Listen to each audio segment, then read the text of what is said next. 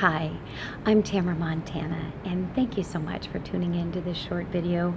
I just want to give a shout out to Randy and Adam Markell for making these I Love My Life t-shirt. It reminds me every day or every time I put this on how sacred and how precious life is. And on the topic of love, one of the things that the Course in Miracles talks about is that we don't have to seek for love outside of us, that love is who we are. We just have to remove the blocks that prevent us from experiencing the love that we are.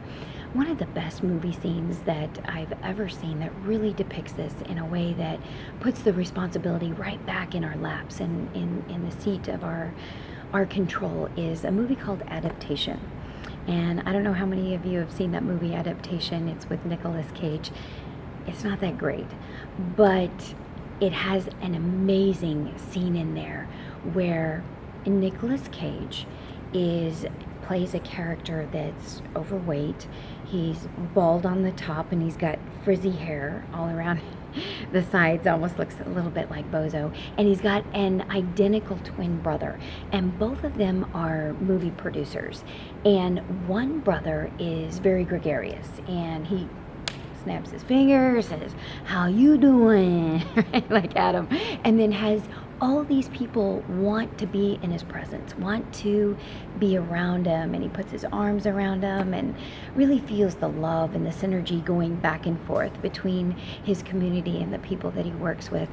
Whereas his other brother is very pessimistic and he's very negative, and he's quite disgusted with his brother, and it finds him to be a little bit embarrassing about how gregarious he is with other people.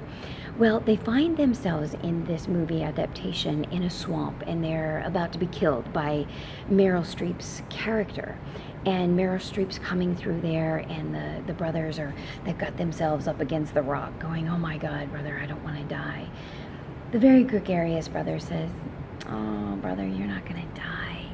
And the very pessimistic brother says, "Oh, Donald, you don't understand. I've never really lived." He goes, "Not like you." He said, "You're so oblivious." And his brother goes, "I'm not oblivious." He goes, "No, I mean that in a really good way."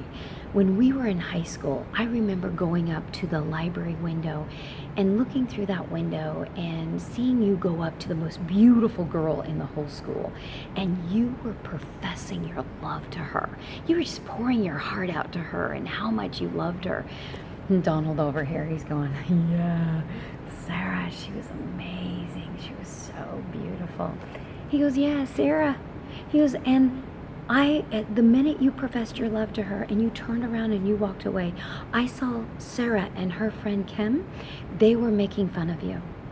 They were laughing at you. And I made a vow in my heart that day, nobody was ever going to hurt me like that. Nobody was ever going to make fun of me. Nobody was ever going to reject me like I saw them rejecting you. I made a vow." Donald over here, he said, "Brother," he said, "I knew they were making fun of me. I knew they were laughing at me." And his brother said, "But you seem so happy." And he goes, "Yeah, I decided a long time ago, life is about what you loved, not what loves you. That love I had for Sarah, it was mine. I owned it. Not even Sarah could take that away. What Sarah did with my love was her business. It wasn't mine. I loved her, and I wasn't afraid to show it." The other brother over here, he started to cry, and he said, "Thank you." Imagine if life is about what we love, not what loves us back. It's not dependent on that. That would mean stepping into Source, stepping in and co-creating with the power of God's love in our lives that is not dependent on something outside of us. Because what are we always told? Where is the kingdom of heaven, right? The kingdom of heaven is within. And if we tap in within and we allow ourselves to become silent, and in that silence connect with the source of all love, with the source of all wisdom, with the divine, And we remember that we are spiritual beings, like Wayne Dyer used to say all the time. We're spiritual beings having a human experience, and that it's not dependent outside of us. That we could really walk in love regardless of where it comes from, because for us it's coming from within. For us it's coming from a virtue, a heart virtue that is a hidden treasure beneath all the hurt, beneath all the pain. And if we can find a way to let go and remember who we really are, which is whole, perfect, and complete, forever at peace in the heart of God. And when I say perfect, I mean perfectly imperfect. Because what is the difference between a diamond and a cubic zirconian? They both sparkle, but a cubic zirconian is fake. It's flawless. It's also very inexpensive. A diamond, full of flaws, real and priceless. And isn't that all of us?